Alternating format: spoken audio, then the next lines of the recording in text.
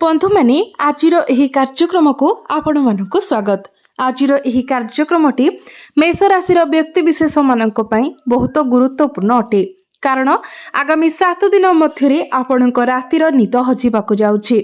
आपणकर जीवन रे 6टी भयंकर घटना घटिबाकु जाउछि। सूर्य एवं बुध मिसी आपणकर जीवन रे एक बड़ परिवर्तन आनिबाकु चेष्टा करूछंती। एहाको हालुका भावरे नियंतु नाही, कारण आगामी 7 दिन रे ग्रह नक्षत्र माने आपणकर जीवन रे एक विराट परिवर्तन आनिबाकु जाउछंती। मु आपणको आपणकर अतीतर किछि तिक्त सत्य कहूछि, वास्तवता जहाँ आपणकर समग्र जीवन को एक जीवंत नर्करे परिणत करिछि। एई भूल गुड़िको एई 7 दिन मध्य पुनरावृत्ति करंतु नाही, कारण आपण जो समय सह्य करिसेंती ताहा नर्क ठारू मध्य खराब थिला। आपण आपणकर कठिन परिश्रम कले मध्य कोनोसी प्रयास रे आपण सफल होई पारु नथिले। आपणक पाखको आसुथिबा धनर प्रत्येक सुजोग आपणक हातरू खसीगला। आपण आपणकर शत्रु मानकर कुदृष्टिर शिकार हेले एवं आपणकर निकटतम लोक माने आपणक सहित विश्वासघातकता कले।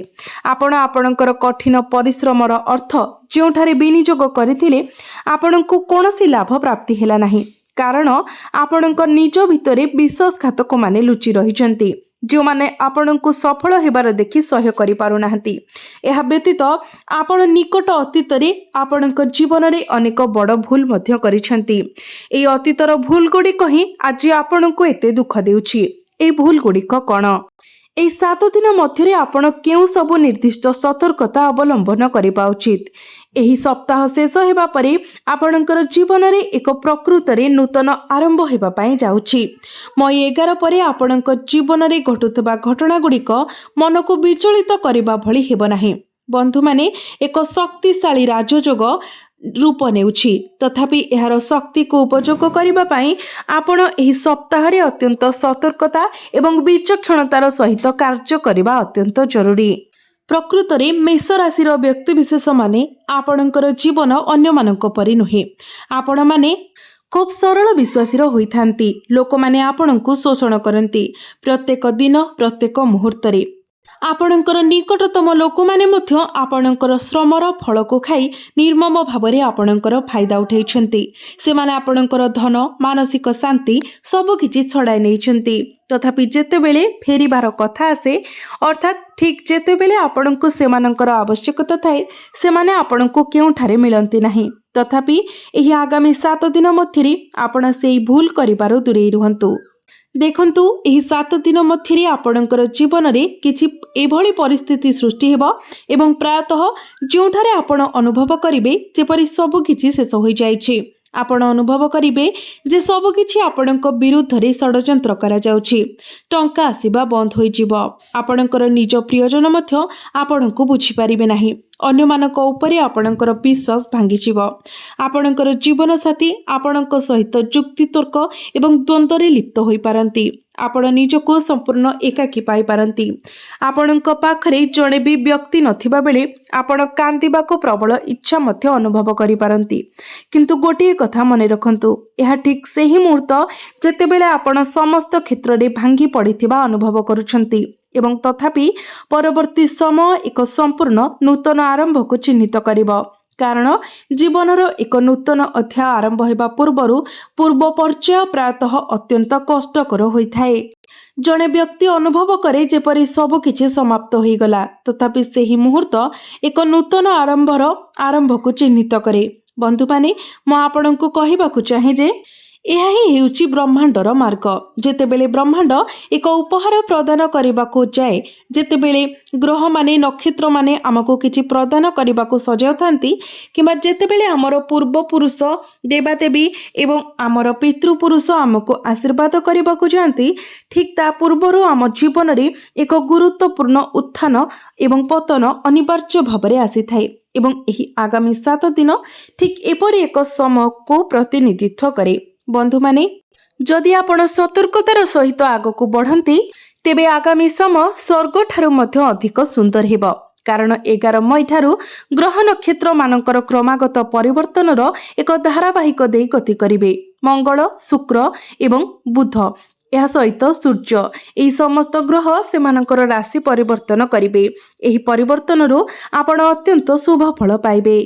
କିନ୍ତୁ ତାହା ହେବା ପୂର୍ବରୁ ଆପଣ ନିଜର ଭୁଲ ଗୁଡ଼ିକୁ ନିଜଠାରୁ ଦୂରେଇ ରଖିବା ଉଚିତ। କାରଣ ଜୀବନରେ ପ୍ରାୟତଃ ଯେତେବେଳେ କିଛି ଆଶ୍ଚର୍ଯ୍ୟଜନକ ହେବାକୁ ଥାଏ ସେତେବେଳେ ଆମର ନିଜର ଭୁଲ ଯାହା ଆମର ସୌଭାଗ୍ୟର ଆଗମନ ଏବଂ ଆମ ରାସ୍ତାରେ ଆସୁଥିବା ଖୁସିର ମୁହୂର୍ତ୍ତ ଗୁଡ଼ିକୁ ବାଧା ଦେଇଥାଏ। ତେଣୁ ଆପଣ ସେହି ଭୁଲ ଗୁଡ଼ିକ କରିବା ଉଚିତ ନୁହେଁ। କିନ୍ତୁ ମୁଁ ଆପଣଙ୍କୁ ଗୋଟିଏ କଥା କହିବାକୁ ଚାହେଁ, ଧ୍ୟାନ ଦେଇ ଶୁଣନ୍ତୁ। ଆପଣଙ୍କର ସବୁଠାରୁ ବଡ଼ ଶକ୍ତି ହେଉଛି ଆପଣଙ୍କର ସବୁଠାରୁ ବଡ଼ ଦୁର୍ବଳତା। ବନ୍ଧୁଗଣ, ଆପଣଙ୍କର ଶକ୍ତି କ'ଣ? ଆପଣ କେବେ ଏହା ବିଷୟରେ ଚିନ୍ତା କରିଛନ୍ତି କି? ଆପଣଙ୍କର ଶକ୍ତି ଅନ୍ୟମାନଙ୍କ ପାଇଁ ଭଲ କରିବା। ଆପଣ ଅନ୍ଧ ଭାବରେ ଲୋକଙ୍କ ଉପରେ ବିଶ୍ୱାସ ରଖନ୍ତି, ଯେପରିକି ଆଖିରେ ପଟି ବାନ୍ଧି। ଆପଣ ଜଣେ ଅପରିଚିତ ବ୍ୟକ୍ତି ଏବଂ ପ୍ରିୟଜନଙ୍କ ମଧ୍ୟରେ କୌଣସି ପାର୍ଥକ୍ୟ ଦେଖନ୍ତି ନାହିଁ। ଆପଣ ସମସ୍ତଙ୍କ ସହିତ ସମାନ ବ୍ୟବହାର କରନ୍ତି। ଆପଣ ପ୍ରତ୍ୟେକ ବ୍ୟକ୍ତି ଉପରେ ନିଜର ସମ୍ପୂର୍ଣ୍ଣ ନିଃସନ୍ଦେହ ବିଶ୍ୱାସ ରଖନ୍ତି ଏବଂ ସେହି ବ୍ୟକ୍ତି ଆପଣଙ୍କର ପୂର୍ଣ୍ଣ ସୁବିଧା ନେବାକୁ ଆଗେଇ ଆସନ୍ତି। ଆପଣଙ୍କର ଭାବନା ସହିତ ଖେଳନ୍ତି ଏବଂ ଆପଣଙ୍କୁ ସମ୍ପୂର୍ଣ୍ଣ ଶୋଷଣ କରନ୍ତି। ଏପରିକି ଆପଣଙ୍କର ସମ୍ପତ୍ତିକୁ ସେମାନଙ୍କ ନାମରେ ସ୍ଥାନାନ୍ତର କରିବାକୁ ମଧ୍ୟ ସେମାନେ ଚାଲିଯାଆନ୍ତି। ଏବଂ ତାପରେ ଯେତେବେଳେ ସମୟ ଆସିବ, ସେମାନଙ୍କର ଆବଶ୍ୟକତା ପଡ଼ିବ, ଯେତେବେଳେ ଆପଣଙ୍କୁ ସେମାନଙ୍କର ସମର୍ଥନ ଆବଶ୍ୟକ ହେବ କିମ୍ବା ହୁଏତ ଆପଣ କେବଳ ସେମାନଙ୍କର ସମୟ ଲୋଡ଼ିବେ, ତ ସେତେବେଳେ ସେମାନେ ଆପଣଙ୍କୁ ଦେଖାଯିବେ ନାହିଁ। ସେମାନଙ୍କର ଫୋନ୍ ମଧ୍ୟ ବନ୍ଦ ହୋଇଯିବ। ତେଣୁ ଏହି ଭୁଲ ଗୁଡ଼ିକୁ ପୁନରାବୃତ୍ତି କରାଯିବା ଉଚିତ ନୁହେଁ। ଏହି ଆଗାମୀ 7 ଦିନ ମଧ୍ୟରେ କାହା ଉପରେ ଅନ୍ଧ ଭଳି ବିଶ୍ୱାସ କରନ୍ତୁ ନାହିଁ କିମ୍ବା ଏପରି ଅନ୍ଧବିଶ୍ୱାସ ଉପରେ ଆଧାରିତ କିଛି ଦିଅନ୍ତୁ ନାହିଁ। ଯଦି ଏହି 7 ଦିନ ମଧ୍ୟରେ କିଏ ଆପଣଙ୍କୁ ସେମାନଙ୍କ ସହିତ ଯିବାକୁ କୁହେ, ଏମିତି କୁହେ ଯେ ଟିକେ କାମ ଅଛି ଆସ, ତ ଏହି ସମୟ ଆପଣଙ୍କ ପାଇଁ ଅତ୍ୟନ୍ତ ମୂଲ୍ୟବାନ। ଯଦି କେହି ଆପଣଙ୍କ ପାଖକୁ ଟଙ୍କା ମାଗିବାକୁ ଆସୁଛନ୍ତି, ତେବେ ବିନମ୍ର ଭାବରେ ମନା କରନ୍ତୁ। ସେମାନେ ଆପଣଙ୍କ ଆଗରେ କୁମ୍ଭୀର କାନ୍ଦଣା କାନ୍ଦି ପାରନ୍ତି, କିନ୍ତୁ ଆପଣ ସେମାନଙ୍କୁ ଭଲ ଭାବରେ ନିରେଖିବା ଉଚିତ, ଚିହ୍ନିବା ଉଚିତ। ଏହି ଆଗାମୀ 7 ଦିନ ମଧ୍ୟରେ ଆପଣ ଅଧିକ ଚିନ୍ତା କରିବାର ପ୍ରବୃତ୍ତି ଉପରେ ନିୟନ୍ତ୍ରଣ ରଖନ୍ତୁ। ଜିନିଷ ଗୁଡ଼ିକୁ ଅଧିକ ଚିନ୍ତା କରନ୍ତୁ ନାହିଁ। ଯଦି କେହି କିଛି କୁହନ୍ତି, ତେବେ ତାହାକୁ ହୃଦୟକୁ ନିଅନ୍ତୁ ନାହିଁ। ଏହା ହେଉଛି ଆପଣଙ୍କର କ୍ୟାରିୟର ଉପରେ ଧ୍ୟାନ ଦେବାର ସମୟ। ଏହା ହେଉଛି ଆପଣଙ୍କର ଜୀବନକୁ ଉନ୍ନତ ବନାଇବାର ସମୟ। ଏହି 7 ଦିନ ମଧ୍ୟରେ ନିଜ ପ୍ରତି ସର୍ବାଧିକ ଧ୍ୟାନ ଦିଅନ୍ତୁ। ଆପଣଙ୍କର ସ୍ୱାସ୍ଥ୍ୟ ପ୍ରତି ଧ୍ୟାନ ଦିଅନ୍ତୁ। କାରଣ ବର୍ତ୍ତମାନର ଗ୍ରହମାନଙ୍କର ଗୋଚର ଦେଖି ଶନିଙ୍କର ପ୍ରଭାବ ରହିବ, ରାହୁଙ୍କର ପ୍ରଭାବ ମଧ୍ୟ ଅଛି। ଏହା ବ୍ୟତୀତ ଆପଣଙ୍କୁ ଆପଣଙ୍କର ଆର୍ଥିକ ବିଷୟଗୁଡ଼ିକ ବିଷୟରେ କଠୋର ଗୋପନୀୟତା ବଜାୟ ରଖିବାକୁ ପଡ଼ିବ। ଏହି 7 ଦିନ ମଧ୍ୟରେ କାହାକୁ କୁହନ୍ତୁ ନାହିଁ ଯେ ଆପଣ ଏକ ନିର୍ଦ୍ଦିଷ୍ଟ ପରିମାଣର ଟଙ୍କା ଆଶା କରୁଛନ୍ତି, ଆପଣଙ୍କର ଏକ ନିର୍ଦ୍ଦିଷ୍ଟ ପରିମାଣର ସମ୍ପତ୍ତି ଅଛି କିମ୍ବା ଆପଣ ଆପଣଙ୍କର ଜୀବନରେ ଏପରି ଏକ ନିର୍ଦ୍ଦିଷ୍ଟ ମାଇଲ ଖୁଣ୍ଟ ହାସଲ କରିବାକୁ ଯାଉଛନ୍ତି। ନିଜର ଲକ୍ଷ୍ୟ ବିଷୟରେ କାହାକୁ କିଛି କୁହନ୍ତୁ ନାହିଁ। ନିଜର ଯୋଜନା ବିଷୟରେ ମଧ୍ୟ ସବୁ କିଛି ଗୁପ୍ତ ରଖନ୍ତୁ। ଆପଣ ପ୍ରାୟତଃ ଏହି ଭୁଲ କରନ୍ତି। ଖୁସି ପ୍ରକୃତରେ ଆସିବା ପୂର୍ବରୁ ଏବଂ ଜିନିଷ ଗୁଡ଼ିକ ଚୂଡ଼ାନ୍ତ ହେବା ପୂର୍ବରୁ ଆପଣ ସମସ୍ତଙ୍କୁ ଖବର ପ୍ରସାରଣ କରିଦିଅନ୍ତି। ଆପଣ ଭାବନ୍ତି ଏହି ବ୍ୟକ୍ତି ମୋର ନିଜର, ମୁଁ ସେମାନଙ୍କୁ ସବୁ କିଛି କହିପାରିବି। କିନ୍ତୁ ଆପଣଙ୍କର ଧାରଣା ଭୁଲ। ସେହି ପ୍ରିୟ ବ୍ୟକ୍ତି ଯେତେବେଳେ ଆପଣ ସେମାନଙ୍କ ସହିତ ଆପଣଙ୍କର ଖୁସି ବାଣ୍ଟିଥାନ୍ତି, ପ୍ରାୟତଃ ସେମାନଙ୍କର ହୃଦୟ ଭିତରେ ନୀରବ ଈର୍ଷାରେ ଜଳିଯାଏ। ସେମାନେ ଈର୍ଷାରେ ଜଳିଯାଆନ୍ତି। ଆପଣଙ୍କ ଖୁସି ଏବଂ ଆପଣଙ୍କର ଭବିଷ୍ୟତ ଯୋଜନା ବିଷୟରେ ଶୁଣି ସେ ବ୍ୟକ୍ତିକୁ ଈର୍ଷାରେ ପୂର୍ଣ୍ଣ କରିଦିଏ। ବନ୍ଧୁଗଣ, ସେମାନେ ଯେଉଁ ଈର୍ଷା ପୋଷଣ କରନ୍ତି, ନକାରାତ୍ମକତାର ସେହି ଶକ୍ତି ଆପଣଙ୍କର ପ୍ରତ୍ୟେକ ଆନନ୍ଦ ଉପରେ ଛାଇ ପକାଇଥାଏ, ଆପଣଙ୍କର ଖୁସି ଉପରେ ରୋକ ଲଗାଏ, ଆସୁଥିବା ସମୃଦ୍ଧି ଦୂରେଇ ଯାଏ ଏବଂ ଚାଲିଯାଏ। ବନ୍ଧୁଗଣ, ଏହା ଆପଣଙ୍କର ନିଜସ୍ୱ ଶକ୍ତି ଉପରେ ମଧ୍ୟ ପ୍ରତିକୂଳ ପ୍ରଭାବ ପକାଇଥାଏ। ଏହା ଆପଣଙ୍କର ଜୀବନ ଶକ୍ତିକୁ ପ୍ରଭାବିତ କରେ। ତେଣୁ ଏହି 7 ଦିନ ମଧ୍ୟରେ କାହା ଉପରେ ଭରସା କରନ୍ତୁ ନାହିଁ ଏବଂ ଆପଣଙ୍କର ଆର୍ଥିକ ବିଷୟ କିମ୍ବା ବ୍ୟକ୍ତିଗତ ନିଷ୍ପତ୍ତି କାହା ଆଗରେ ଜଣାନ୍ତୁ ନାହିଁ। ବନ୍ଧୁମାନେ, ଏହି ସମୟରେ ମଙ୍ଗଳ ଉଚ୍ଚସ୍ଥ ରହିବେ। ସୂର୍ଯ୍ୟଙ୍କ ସହିତ ଅବସ୍ଥିତ ହୋଇଥିବାରୁ ଆପଣଙ୍କ ମଧ୍ୟରେ କ୍ରୋଧ ଦେଖାଦେବ, ଆଗ୍ରେସନ ଦେଖାଦେବ। ତେଣୁ ଆପଣ ମନେ ରଖନ୍ତୁ, ଆପଣଙ୍କୁ ଆପଣଙ୍କର କ୍ରୋଧ, ଆପଣଙ୍କର ଆଗ୍ରେସନକୁ ସମ୍ପୂର୍ଣ୍ଣ ନିୟନ୍ତ୍ରଣରେ ରଖିବାକୁ ପଡ଼ିବ। ଆପଣଙ୍କୁ ଆପଣଙ୍କର ବାଣୀ ଉପରେ ମଧ୍ୟ ନିୟନ୍ତ୍ରଣ ରଖିବାକୁ ପଡ଼ିବ। कारण यह ठीक से ही मुहूर्त जितेबेले आपणकर जीवन में एक नूतन अध्याय आरंभ होगा जाउची। आपणकर प्रत्येक प्रयास सफलता पाइबा आरंभ करिब। निकट अतीत को विचार करंतु। आपण जो विश्वासघातकता सही शत्रु माने जो माने उच्च हाथ हासिल करथिले एवं आपण जो निद्राहीन राति सही आपणकर मन एते कष्ट रे अछि। आपण गंभीर मुंड बिंधारे पीड़ित होइछंती। संध्या हेबा सहित राति आसीबा सहित आपणक मुंडरे जंत्रणा एते तीव्र हो जाए जे जेमिति फाटी गला भली अनुभव हुए। केतेबेले चारि पाखर शक्ति एते नकारात्मक हो जाए जे आपण बसिथिबा स्थान रे ही कांदी पकाई थांती। निरंतर अधिक चिंता करी आपण आपणकर मन को एते भाराक्रांत करि देइछंती जे आपण आ आपणकर काम किंबा दैनंदिन कार्य रे ध्यान देई पारुनाहंती। बंधुगण, आपणक घरर चारिकांथ मध्य निजको सीमित करी आपण धीरे धीरे एपरि जने व्यक्ति हो जाइछंती जी आ जीवन रे आगको बढ़िबा विषय चिंता मध्य करि पारुनाहंती। तेणु एही 7 दिन मध्य प्रथम कार्य हेउची आपणकर चारि पाखर शक्ति को शुद्ध करिबा। आपणक मध्य अत्यधिक चिंता को दूरेई दियंतु। एही समय आपण निज भीतरर शक्ति को जेते पारिबे सकारात्मक करिबा पई चेष्टा करंतु। जेतेबेले आमे नकारात्मक लोकंक सहित मिसी थाउ, अप्रीतिकर स्थान गुडी को जाई थाउ किंबा जेतेबेले आम जीवन रे किछि भूल हुए आमे हताश होई जाउ, आमे दुखित होई जाउ, आमे चिंता एवं चापर शिकार हेउ। एहार फलस्वरूप आमर निजस्व शक्ति मध्य नकारात्मक हो जाए। तापरे से समान चक्र निजको स्थायी करि थाए। संध्या आसीबा सहित आमर चिंता तीव्र हुए, आमर मन दौड़िबा परि मने हुए, मुंड बिंधा हैला भली अनुभव हुए, निद आमठारु दूरेई जाए। सारा राति आमे उजागर रही थाउ, आमर देह झाଳରେ उबुटुबु हो जाए थाए। केतेक समय बेले बेले बसिथिबा समय मध्य आमे घरे कांदिबाकू लागि थाउ। कोनोसी स्पष्ट कारण बिना आमर आत्मा चिंताग्रस्त हो जाए। आमे सब किछि रे आग्रह हराई देउ, खाइबार इच्छा मध्य कुआडे उभेई जाए। एपरि घटना घटे जेतेबेले आमर शक्ति नष्ट हो जाए, नकारात्मक हो जाए। तेणु आमर प्रथम कर्तव्य हेउची निजको सकारात्मक करिबा। प्रथमे आपणकर संपूर्ण घर को परिष्कार परिच्छन्न करंतु। लुण मिसाई पानी रे सेतिरे आपण घरे पोछा लगंतु। तापरे समग्र घर सारा गंगा जल सिंचन करंतु।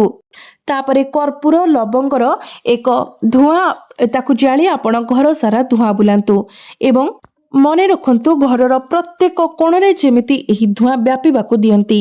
एही धुआंरे समग्र घर को परिपूर्ण करंतु। एहा तुरंत आपणक घरु समस्त नकारात्मक शक्ति बाहर करिदेब। तापरे देखंतु धीरे धीरे आपणक परिवार मध्यरे किपरि सकारात्मक एवं शुभ घटना गुड़िक घटिबा आरंभ हुए।